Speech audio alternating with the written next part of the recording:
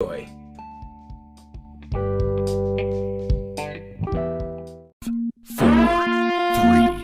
2, 1. We're joined by writer, producer, and director of the shows Girl Scene and Dagger Kiss, which you can find on Amazon Prime. It's Tucky Williams. Hi. Hi, welcome to Real Sharks. Hi. How you doing? I was going to tell you that I just had this big technical problem with Amazon, and they temporarily took the movie off Prime, and so I didn't know if we should reschedule this, because right now I can't really say that there's a movie on Prime. I mean, it's going to go back up within a week, but I don't want to be misleading and be like, oh, hey, it's on Amazon, it's free with Prime. Which show was taken down?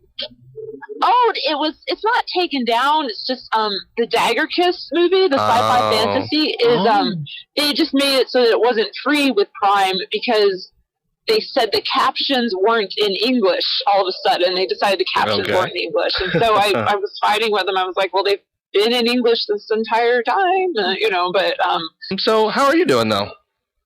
oh, I'm good. I'm good. So, Except for that. Yeah, no, that's terrible. Hope you get that taken care of. So, question I always ask, always out of the gate, what's it like being a female director?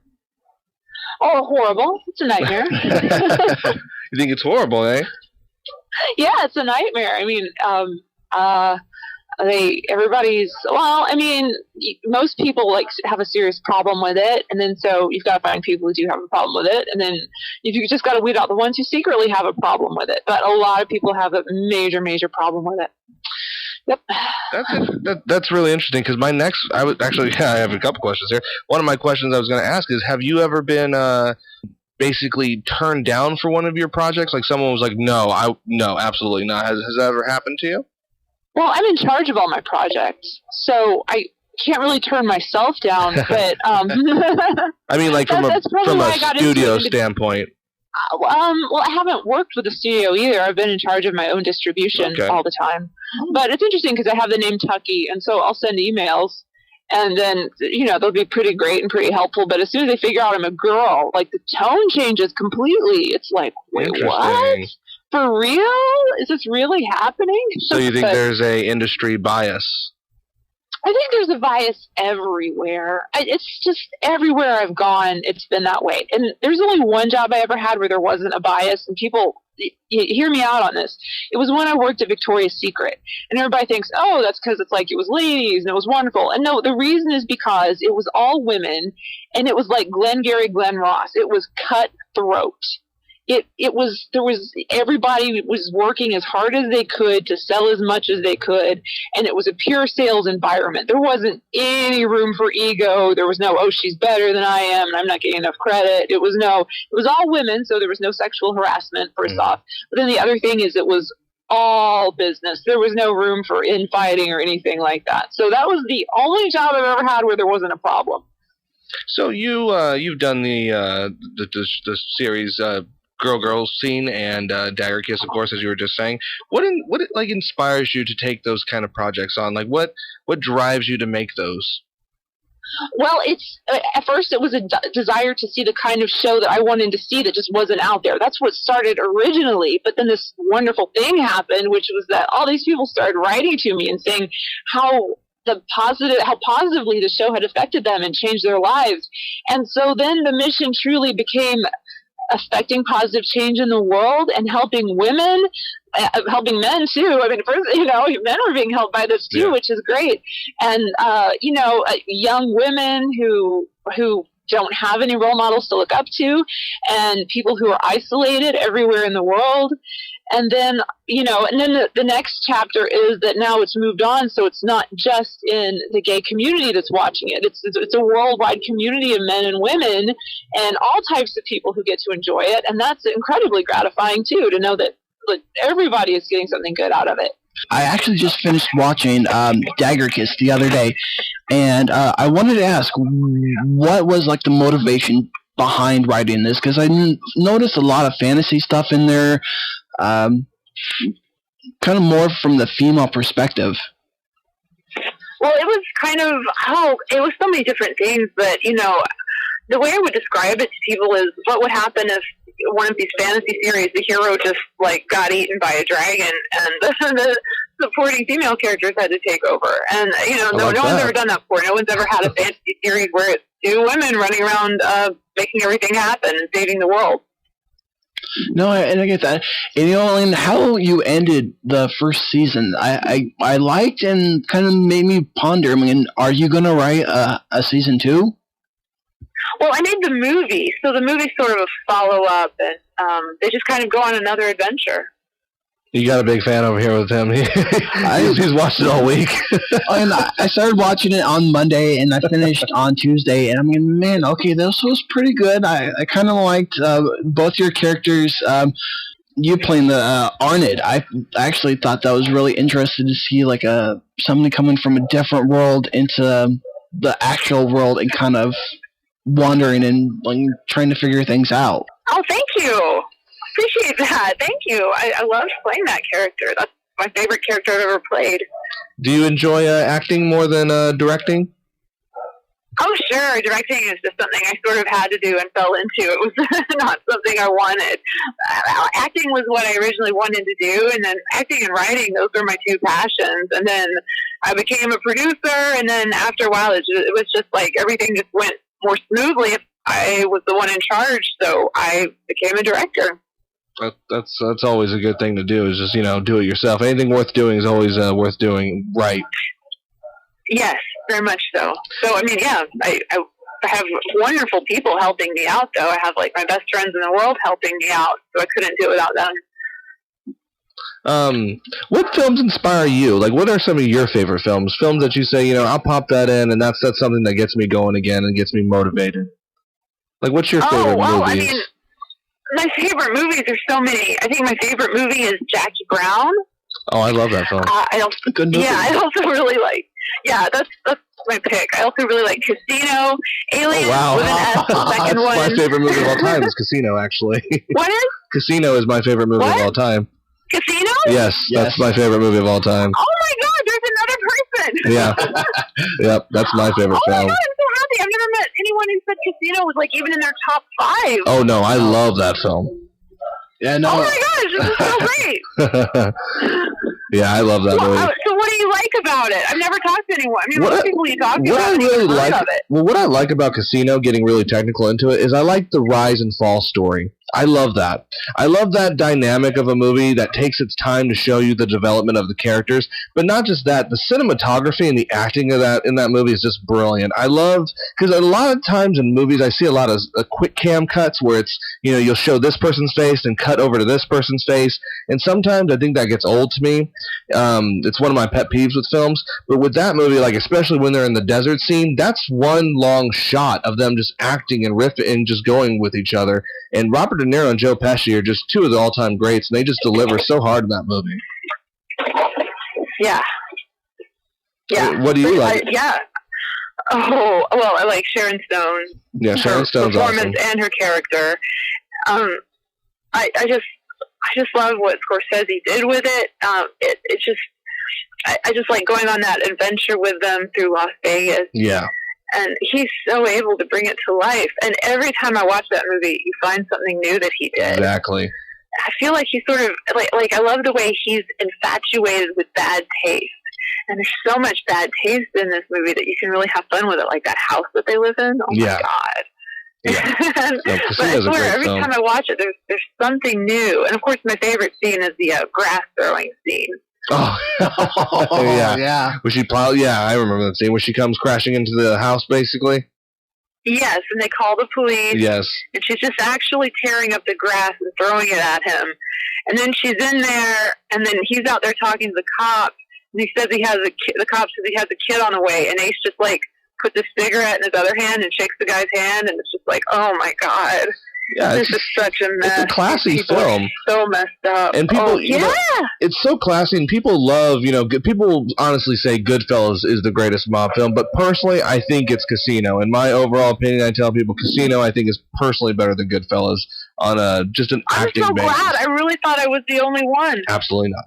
No, I mean, anytime Rob can talk about Casino, he will. I'll talk about Casino. I love that film. That's actually I wish we had another correspondent, Steve, on here, because he loves Casino too. That's actually his other favorite movie too. That's how me and him met.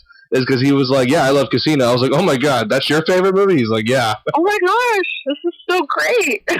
You should call into the show more. I own it, of course. I own it on DVD and Blu-ray, and then anytime it's on TV, I watch it. So I have all three. Yeah, same here. I mean, there's so many experiences of me staying up way later than I should because I wanted to watch the end of Casino. Right. Oh, yes. Yeah, right. And, that's a movie, too. Like, I'll start it, and if I, I'll keep it on background noise sometimes, but I'll keep coming back, though. Like, if I started exactly where it ended, so I keep starting it over.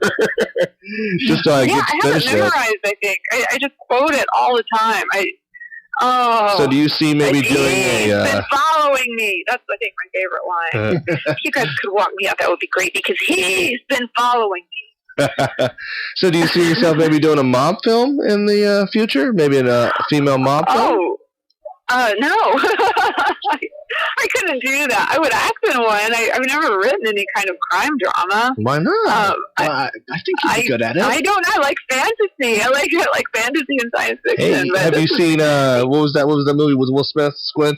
Bright. Bright, yeah. Bright is a fantasy, but told in like that LA cop perspective. A bit of mobster, yeah. Yeah. You do something like that. Yes, I know what you're talking about. Yes. Yes, Bright. That was really good. I like that. Yeah.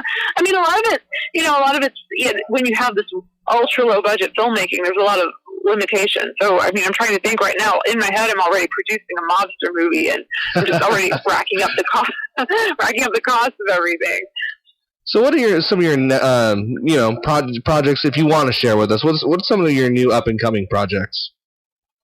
Well, the Stagger Kiss movie is my latest release right now. I mean, I had it in my back pocket, and then all of a sudden it came up that people stopped making movies, and I said, well, here you go, here's a new one. But in the meantime, it looks like the industry is going to be shut down for a few years. I had projects in development, but I thought, what, I'm just going to back off on it and give myself some time, and I have a couple years to write a really great screenplay, so I'm gonna hold off on it. I mean, I was gonna make something in May. I was set up for Tim to shoot something in May, and then I was like, well, maybe I'll have to push it to October, and then it's like, okay, no, we're done for a while now. Interesting, and this is going to be the first time I've ever asked anyone on this show this question, because you are the first guest that's post-COVID. Has COVID really changed the way the industry is done right now? I mean, has it really affected the way movies and shows are produced? I mean, is it a lot harder than it was before? I mean, I know being independent is hard enough, just trying to get your stuff out there. But now with this pandemic on top of everything, I mean, how has that affected you? Well, you just can't do anything.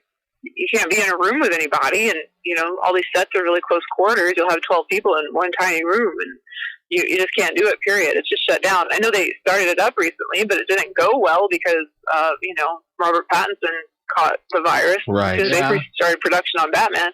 So there's no getting around this. It's the industry shut down for a long time. Yeah, definitely. I had a quick question for you. Since all your stuff is on Amazon, I wanted to ask, how did the deal between you and Amazon come to be? Well, it was really interesting. I did it through Amazon Video Direct, and it was a while ago. I was just like, oh, I'll give it over to them, and it took off like crazy. Like Dagger Kiss, I couldn't believe it. Because it's so low budget. I didn't think anything would ever happen with it. All of a sudden, it's like this top Amazon series. I'm like, what? What is going on here? So I've just kept giving them stuff, and they keep taking it, and I'm like, okay, great. Let's just keep happening with this. That's great. Yeah, I was telling people about you coming on the show, and I had one of my female friends too. She was like, she's like, girl scene. Yeah, I've seen that, of course. And she's like, in Dagger Kiss, I've seen that really? too. Yes, I know quite a few people have seen your show. Yeah. Oh, that's fantastic. You were actually, and before you you came on, you were the one of our only guests that has a running show on Amazon. Really? Yes. Because we have a lot of people that have upcoming series, but sometimes they don't get picked up. We've had Kazi on the show, Kazi Toganis. He's the actor from Equalizer 2. Okay, interesting. Well, I'm honored. I'm honored to be your first Amazon guest. No, thank you so much for coming on. We really appreciate it. Oh, thank you for having me. It's great. I love it. Oh, no, You guys are fun. Oh, thank you. I had one last question for you, and this is me being a horror movie buff. Are you a fan of horror movies? Oh, very much so. I mean, I wasn't at all. I hated them. They scared me. But then when my career first started, I was kind of known as a scream queen, which is so I had to like really, really, really fast become okay with horror movies because one time I was at a convention, one of my first conventions, and there was this little after party in this hotel room, and all the people signing autographs got together, and I was in bed with actual monsters. I mean, we're sitting on the bed, not in bed. Oh God, that sounds terrible. That's awesome. But we were all sitting on the bed. I don't drink, but everybody else was drinking, and they were all drinking, and Michael Berryman was playing with my feet. Which I don't know if you know who Michael Berryman is, but Google him, whatever. He's this very famous monster. He has a condition. He's very so I'm looking at him, and that was happening. So I was also with the cast of Texas Chainsaw Massacre. Oh, wow. So that night I drove home. Yeah, I drove home, and I looked up Texas Chainsaw Massacre and watched it, and I wasn't right for a long time after that. I was deeply disturbed that I had been hanging out with these people, and all of a sudden, I had to, it was like, wait, these are normal people, but they're also monsters. They're evil. I just didn't know what to do with it. So, but then I got over it. My fear of horror movies ended, and now I just love them. That's awesome. That's great. Would you ever consider writing a horror movie? Oh yeah, I'd love to. I mean, I have tons of ideas. I have so many ideas, but everything's on hold right now. But I mean, I'd definitely love to at some point. I say you work on that mob film as well, because I'd watch on that. The mob film. Oh, yeah, make another anyone, I would watch it. I'd be your first one there in line to watch it. If you were like, anyone who's inspired to make a mob film based off Casino, yes, I would be there to watch it. Oh my gosh, I need so much money. That film his set was the Stardust Casino in Las Vegas, and I got to go there before they tore it down. Nice. And I got to look at it and be there, and it was so great. So I'm very happy that I visited the Stardust before it was gone. Yeah, I've got to see the actual real set, the real life set where it all happened. Right.